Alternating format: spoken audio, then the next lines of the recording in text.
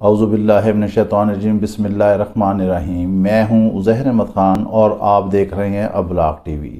ہم نے آپ کو پہلے دن سے ایک چیز باور کرا دی تھی، آگاہ کرا دی تھی کہ جب تحریک عدم اعتماد پیش ہوگی اس دن کچھ نہ کچھ انہونا ہوگا اور اپوزیشن سکتے میں آ جائے گی، اور کپتان جتنا پر اعتماد ہے جو اس کی باڈی لینگویج بتا رہی ہے وہ جانے والا نہیں ہے، اور آج وہ ہماری ساری تحریریں، سارے ویلاگ ہمارے جو ہے سچ ثابت ہو چکے ہیں۔ جی ہاں، آپ نے دیکھ لیا صبح سے لے کر ابھی تک، روزے تک اور روزے کے بعد تک ایک سیاسی انارکی پھیلی ہوئی ہے، تحریک عدم اعتماد پیش ہوتی ہے۔ سپیکر پوائنٹ آف آرڈر دیتے ہیں، وزیر اطلاعات بولتے ہیں اور اس کے بعد وہ رولنگ دیتے ہیں کہ یہ تحریک عدم اعتماد میں بیرونی عناصر ملوث ہیں، یہ سازش ہے، اس وجہ سے اس کو پیش نہیں کیا جا سکتا۔ جیسے ہی یہ کام ہوتا ہے اسی تیزی سے وزیر اعظم صدر مملکت کو ایڈوائز کرتے ہیں اور اسمبلیاں تحلیل ہو جاتی ہیں۔ اس کے بعد شور شرابہ مچتا ہے، اپوزیشن جو ہے قومی اسمبلی میں ہی بیٹھی رہتی ہے۔ انہوں نے وہاں باقاعدہ اجلاس شروع کر دیا اور ایاز صادق چیئرمین کی سیٹ، سپیکر کی سیٹ پر جا کر براجمان ہو جاتے ہیں۔ اجلاس چلتا رہتا ہے، لائٹیں آن رہتی ہیں، پہلے خبر چلتی ہے کہ لائٹیں آف ہو گئیں، پھر لائٹیں آن ہو جاتی ہیں۔ دوسری سائٹ پہ پنجاب اسمبلی میں جو ہے بیٹے نے قبضہ کر لیا، ادھر باپ قبضہ کر کے بیٹھا تھا شہباز شریف، ادھر بیٹا حمزہ شہباز وہ قبضہ کر کے بیٹھ گیا۔ ایک عجیب ہی حالات تھے، ہیجانی کیفیت تھی، سارا ملک ہی لٹک رہا تھا، عوام پریشان تھی کہ یہ سیاستدان کیا کر رہے ہیں۔ وزیر اعظم نے 63A کے حوالے سے سپریم کورٹ میں حکومت گئی تھی، لیکن وہاں بھی سچ کوئی فیصلہ نہیں ہوا اور ریمارکس یہی آئے کہ بہت زیادہ ممکن ہے کہ ہم اس ریفرنس کو واپس ہی بھیج دیں، کیونکہ یہ سپیکر کا پروگریٹو ہے کہ وہ کیسے مسئلہ حل کرتا ہے۔ اب اس کے بعد جو کچھ ہم نے لکھا، ہم آپ کو ایک بات یہاں انتہائی ڈیٹیل سے، تفصیل سے بتانا چاہتے ہیں کہ اس ملک کے 99% صحافی، جغادری، سیاسی تجزیہ نگار، بڑے بڑے اینکر جن کے نام ہیں، جو اپوزیشن میں بیٹھے ہوئے ہوتے ہیں علیحدہ علیحدہ ہو کے، یہاں ضروری نہیں ہے کہ ہم نام لیں، آپ سمجھ سکتے ہیں، سب تجزیے کر رہے تھے کہ عمران خان گیا، عمران خان گیا، اپوزیشن کی اتنی سیٹیں ہیں، نمبر آف گیمز اتنے ہیں، یہ ہے۔ مگر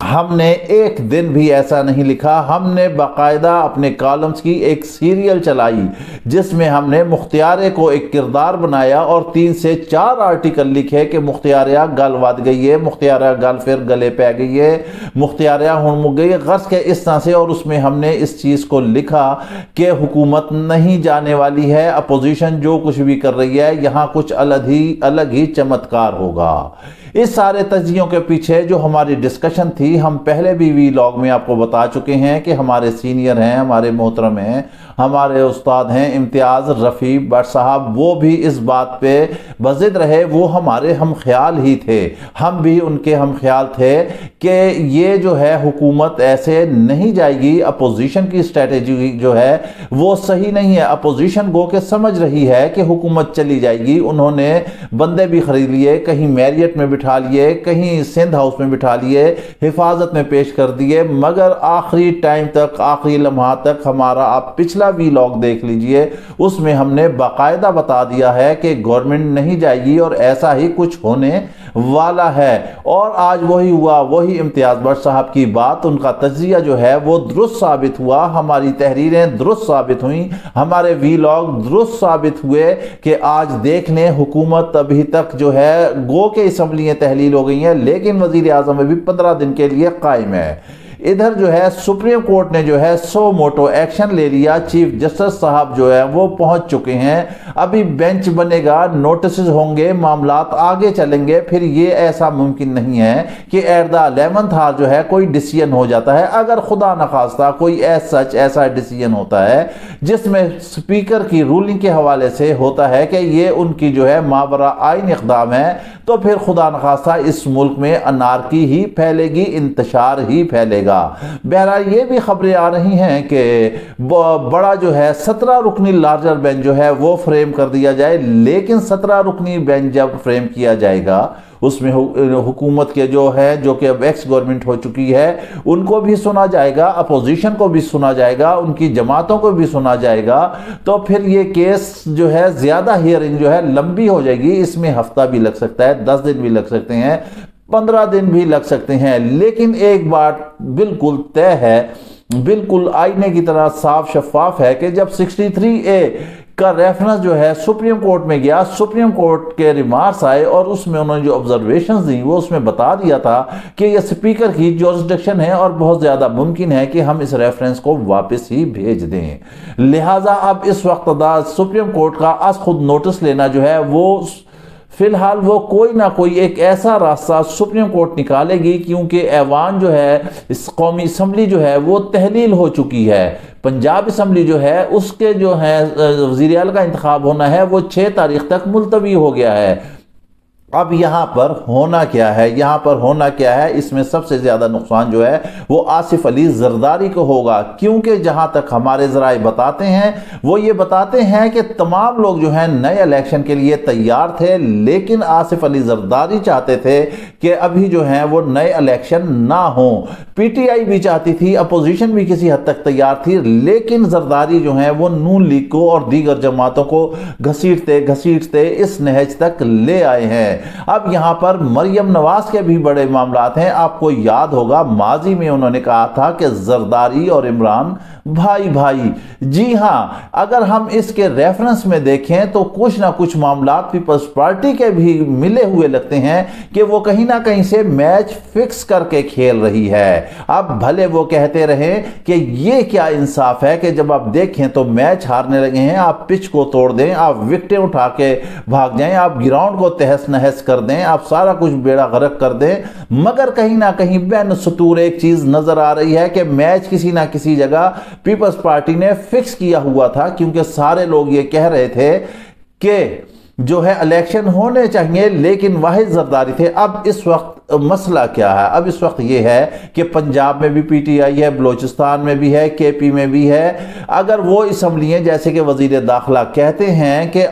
ये असम्बलियाँ भी ख़त्म कर देनी चाहिए, क्योंकि हमारा मुल्क ये मुतहम्मिल नहीं हो सकता, ये नहीं हो सकता है कि सिर्फ कौमी असम्बली के इलेक्शन हो और सूबाई असम्बलियों के इलेक्शन ना हो। पीपल्स पार्टी की असम्बली जो है अब वो जरदारी एंड पीपल्स पार्टी जो है वो उन्होंने तोड़ दी है, तो जरदारी कैसे चाहेंगे कि उनकी हुकूमत चली जाए? लिहाजा वो चाहते हैं कि उनकी हुकूमत चले, इसी वजह से वो पार्टियों को यहाँ तक ले आए। हमने आपको बताया कि मैच फिक्स है। यहाँ पर फिर हम दोबारा इम्तियाज साहब का जिक्र करेंगे कि जब हमने उनसे उनकी आरा ली, उनकी राय ली, तो वो भी इसी बात पर मुतमईन थे कि बिल्कुल कुछ ऐसा ही होगा। कोई कहीं ना कहीं मामला जो हैं वो मिले जुले हुए हैं, क्योंकि ये फितरी इत्तेहाद नामुमकिन है। पीपल्स पार्टी और नून लीग का ये आग और पानी है, ये कभी भी नहीं मिल सकते।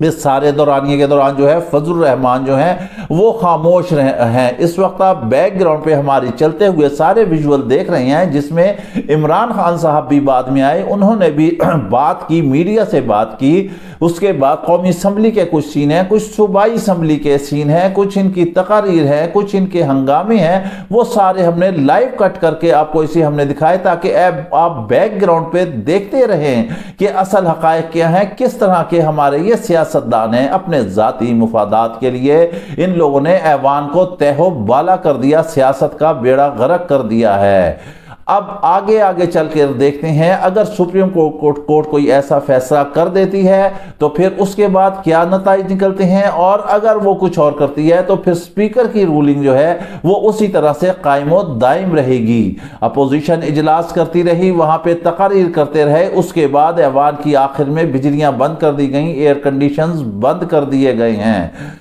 सारे तजिया निगार लगे हुए हैं। लेकिन हम फिर आपको एक बात यहां सबसे अलहदा होकर बताए देते हैं ताकि आपके अज़बर रहे, और आप ये नोट रखें कि जहां 99% थे वहां 1% जो वीलॉग था, जो 1% एक सहाफ़ी था, वो बिल्कुल अलहदा करके बात कर रहा था, मगर वही बात हकायक पर मबनी थी। आप देख लें کہ حالات کہاں جا رہے ہیں، ہماری بات پھر سچ ثابت ہو رہی ہے اور عمران خان ایک دفعہ پھر 2/3 میجارٹی سے آئیں گے، الیکشن ہوں گے، سب لوگ الیکشن میں جائیں گے اور پھر جو ہے یہاں سب سے زیادہ نقصان جو ہے اس میں نون لیگ اور پیپلز پارٹی کو اٹھانا پڑا۔ ابھی تک فضل الرحمان خاموش ہیں۔ جی ہاں، اس کے ساتھ ہی آپ ہمیں اجازت دیجئے، اپنا خیال رکھیے گا اور ساتھ ہی اپنے چینل کا بھی۔ اللہ حافظ۔